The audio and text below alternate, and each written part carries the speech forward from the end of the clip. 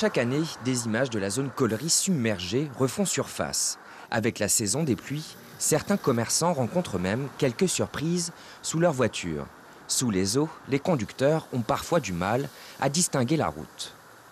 Ça fait que la chaussée est réduite puisque les gens sont obligés de rouler au milieu du chemin. On a déjà eu de ce côté quelqu'un qui est tombé dans le canal. Donc depuis, les gens essayent d'être prudents. Donc qui dit rouler au milieu de la chaussée, dit embouteillage. On a déjà même eu des remarques de clients qui nous ont laissé sur des plateformes, sur des sites en disant que l'état de la route est quand même, que l'état de la route n'est pas bonne pour accéder au magasin, c'est problématique.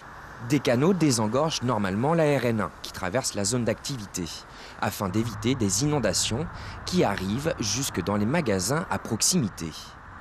Les deux canaux qui sont des deux côtés de la 2x2 voies, entre côté Hyper U et côté zone Collery 1, le canal déborde.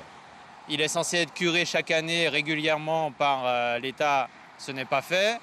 L'eau déborde, ça inonde la zone des deux côtés et pareil, ça pénalise les commerçants. Une partie de la zone Collery est une copropriété privée. L'entretien de ces routes est donc la responsabilité des commerçants. Mais pour celles qui entourent la zone d'activité ou de la RN1, c'est la mairie de Cayenne et l'État qui sont responsables. Il y a des syndics dans les deux zones. Les syndics et aussi les entreprises ont écrit des courriers à la mairie, à la DEAL, à la préfecture, mais on constate que rien n'est fait et les choses ne bougent pas. La situation se répète à chaque saison des pluies et les commerçants sont sans réponse et prennent l'eau. Mais ils gardent l'espoir d'avoir un jour une solution pour garder les pieds au sec toute l'année.